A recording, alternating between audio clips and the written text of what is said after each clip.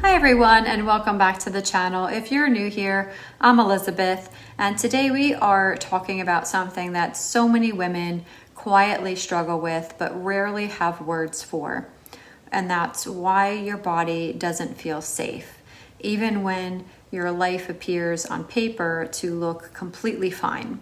You might have a stable job, a roof over your head, relationships, a routine, financial security even, and yet your body is anxious, your chest feels tight, your mind races, you're always bracing for something, maybe even on a subconscious level, or you can't fully relax. If that's you, I want you to hear this first. You're not broken. Your body is remembering something that your mind has learned to minimize over time.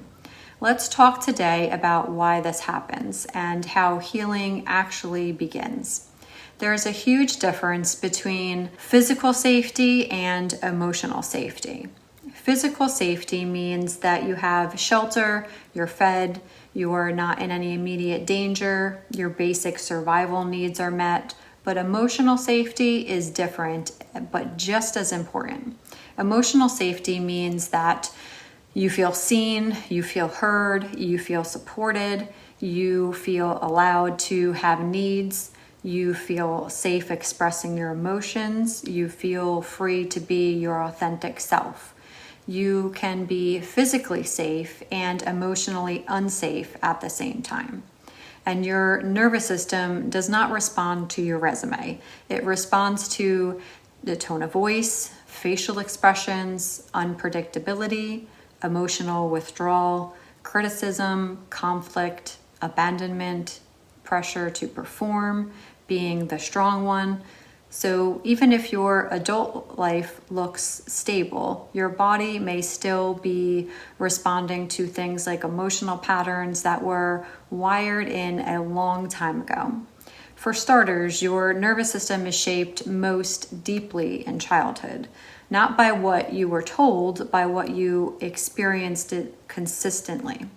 If you grew up with unpredictable caregivers, emotional neglect on some level, high expectations of you, constant criticism, being responsible too early on, having to walk on eggshells maybe around a specific person, having to be the good one, having to manage other people's emotions, then your nervous system most likely learned safety depends on what I do, not on who I am. So you learn to anticipate, people please, suppress emotions, stay hyper aware, keep the peace, disconnect from your needs.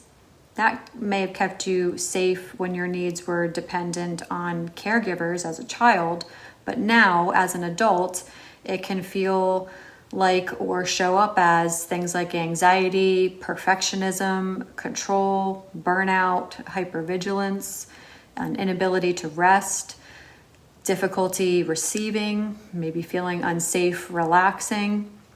Your body is still operating from that childhood survival rules that you encounter because they weren't addressed or healed at that time, even if your adult life no longer requires them. Trauma is not defined by what happened. Trauma is defined by what your nervous system couldn't fully process at the time. You don't need to have had a big dramatic event, an obvious abuse, or one single moment or experience. Trauma can also be things like chronic emotional invalidation, long-term stress, being unseen, feeling responsible too young, having emotional loneliness, a feeling of abandonment, growing up in survival mode.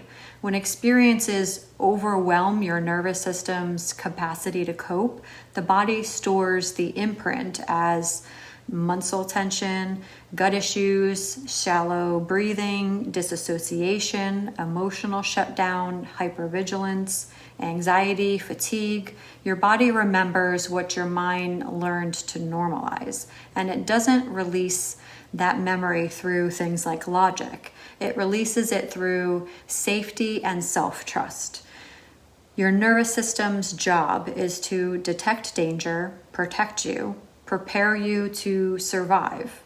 The problem is, once it's learned that the world is unsafe, unpredictable, or emotionally risky, it doesn't easily turn that off, especially if the stress in your life is constant.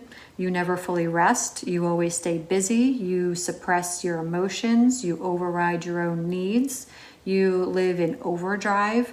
Your system never gets the message that the threat has passed.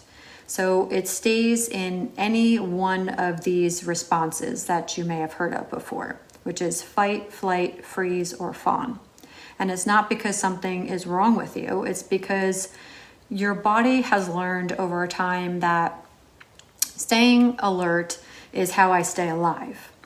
Safety is not something that you think your way into. It's something that you practice into your body daily.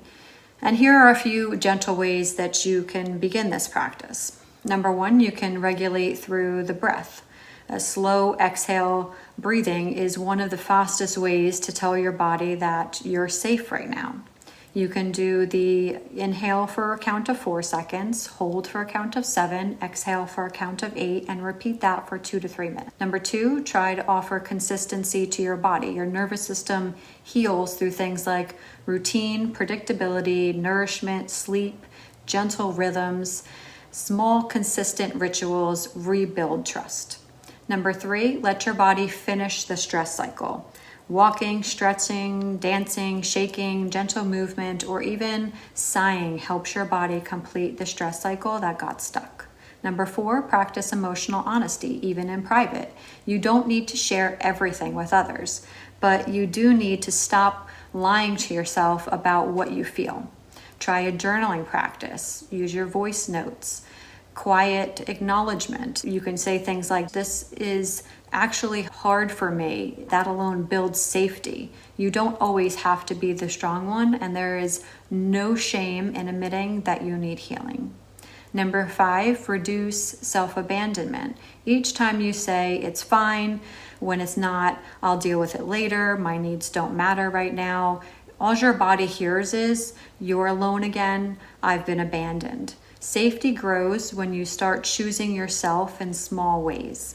This is the work that I hold space for every day with women, for nervous system regulation, for healing self-abandonment wounds, for reconnecting to the body, restoring emotional safety, rebuilding a sense of self-trust, learning to feel without overwhelm, moving out of survival mode.